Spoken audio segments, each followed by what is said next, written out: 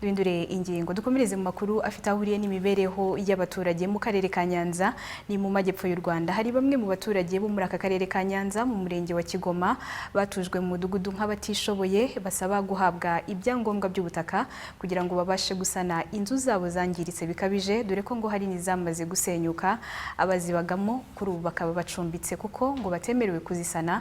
Hagati aho ubuyobozi bw'umurenge wa Kigoma bwo buravuga ko ikibazo cy'izi nzu ngo kigiye kwigwaho nkuko tugiye kubikurikira mu nkuru ya Prince Theogene Nzabihimana.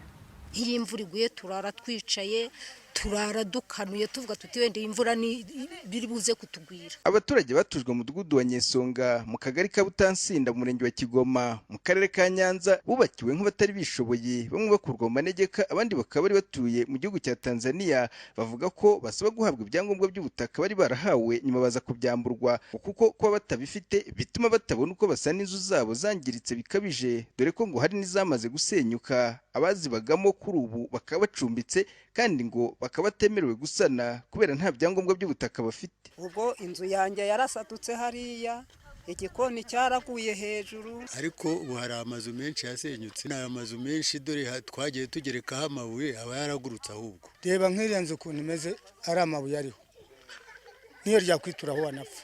Nta bitafari wabonye hariya haruguru, se buriya hariya habamo umuntu. Nk'uburiya nzu mbamo ikoze uruhande rumwe urundi rurarangaye, n'ubu umuyaga hari ubwo ushobora kuza ukongera ukayiterura. Icyifuzo cy'abaturage ngo nuko basubizwa ibyangombwa byabo bari barahawe kugira ngo babashe gusana, dore ko ngo bari bamaze kubihabwa nyuma barabyamburwa.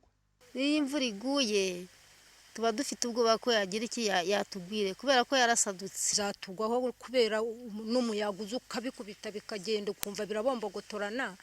Turasaba yuko mwaduha ubufasha mukadusubirira muri ziriya nzu. Icyifuzo ni uko baduha icyangombwa cy'amazu yacu, wenda yanagwa tukisanira.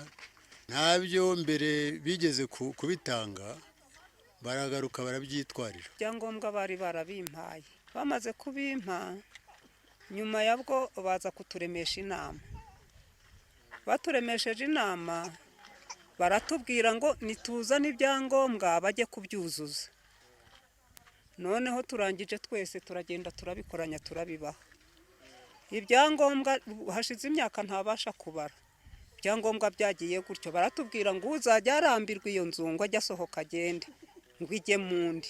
Ni ikibazo ubuyobozi bw'umurenge wa Kigoma buvuga ko kigiye kwigwaho zigasanwa nk'uko Munyakazi Emmanuel ushinzwe imari n'ubutegetsi muri uyu murenge wasigariyeho umunyamabanga nshingwabikorwa w'umurenge wa Kigoma uri muri konji abigarukaho. Buri mwaka turahiga tukareba inzu zigomba gusanwa z'abatishoboye tukazisana. N'uyu mwaka dufite inzu enye z'abantu byagaragaye kuko inzu zabo zigiye kubagwaho, biyemeje kuzisana n'ubu twatangiye kuzisana. Nabo nidusanga bari bafite inzu zimeze nabi tuzabashyira muri gahunda nabo tubashe kubasanira. Ni gahunda izwi ihoraho mu nzego z'ibanze. Uyu muyobozi kandi agaruka ku bijyanye n'ibyangombwa by'ubutaka, akavuga ko iki kibazo kiri kwigwaho n'inzego zitandukanye.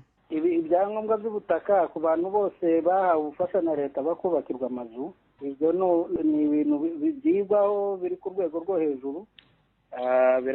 Biracyigwaho kugira ngo kuko hari igihe umuhezo ibyangombwa by'ubutaka bugatayigurishije n'ubundi agasubira mu bagomba kubakirwa.